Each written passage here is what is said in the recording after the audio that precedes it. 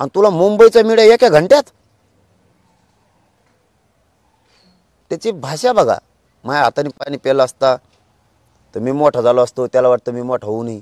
संजय राऊत सारखा रोज बोलतो, म्हणजे संजय राऊतचं काय, याचा अर्थ तो देवेंद्र फडणवीस शिंदे साहेबाची सुपारी घेऊन आलाय. लोक जे म्हणते तो 40 लाख रुपये घेतले, खरं असू शकतं, मग आरोप नाही लोकांचा आहे. त्याच्याच गावातले लोक लिहून टाकतात, यांनी विनय भंग केला आमच्या गावात, आमच्या गावात पुरी इज्जत घातली यांनी, पण बड्या नेत्यामुळे हे वाचलाय. यांनी कशाला महाराजाचं नाव लावायचं बरं, कशाला महाराज नावाला डाग लावतो. संत महंतांना काय टाकतो. आता कुठंतरी मराठा एक झाला आणि संत महंत एक झालेत, ही दोघांची शक्ती भक्ती एक झाली. याच्यातून लय मोठी क्रांती होणार आहे उद्या. तू काय फूट पडतो, तू कोणचा बाबा आहे, तू कोणचा बाबा आहे.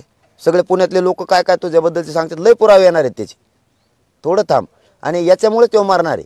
लय जणांचे पैसे उचकेले जणू त्यांनी कोणत्या तरी शाळेच्या मंदिराच्या नावाखाली, आणि तो याच्यात मारणारच आहे. मग त्याला काहीतरी संधी पाहिजे. तर हे तुकाराम महाराजांना असं बोलले म्हणून मी मरायला बी तयार. तुला कोण मारणार आहे, तुला कोण मारणार आहे, इतक्या नालाय काला. आणि तुला मरून देव व्हायचं असं स्वप्न आहे, तो स्वप्न मी कोण पूर्ण करणारा. आणि आमचं ऐकत नाही, त्याला अक्कल नाही. तुला ऐकत नाही म्हणून मला अक्कल नाही, आणि मला अक्कल नाही तर 1.5 करोड मराठ्यांना आरक्षण कसं काय मिळालं आत्तापर्यंत.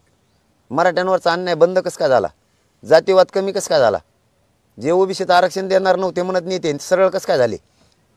आणि मला अक्कल नाही तर तू कसा झक मारायला येत होता का त्यांचं. बच्चे भाऊ संघ कशाला येत होता रे, पिशा घेऊन कशाला येत होता आमच्या संघ. तू काय काय खात होता कोणत्या हॉटेलमध्ये, कसं सांगायला नव्हतं आम्हाला.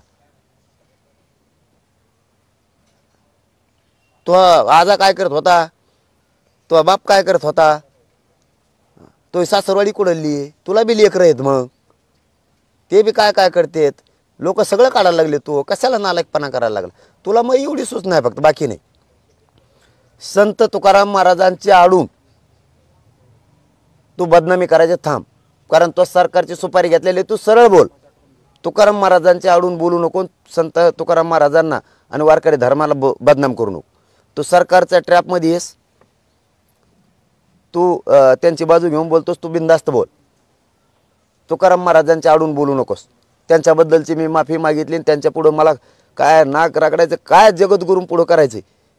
मी एक छोटा भक्त आहे त्यांचा. हां, मी शरण जाईल, मला काय करायचं करी. त्यांच्या आडून तो बोलायचं नाही. सरकारकडून तू सरळ बोल, मला काय बोलायचं.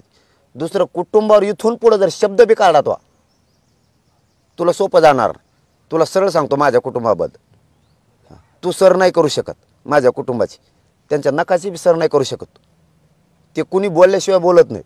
आणि मीडियाच्या बांधवाला विनंती माझी, मी पहिल्यापासून सांगतोय, कुटुंबाला विचारत जाऊ नका. ते भावनिक आहेत बिचारे. हां, ते समाजासाठी पण भावनिक आहेत, आणि एक बाप म्हणून माझ्यासाठी पण भावनिक आहेत. असल्या नालायकाला काय कळणार आहे कुटुंब म्हणजे काय.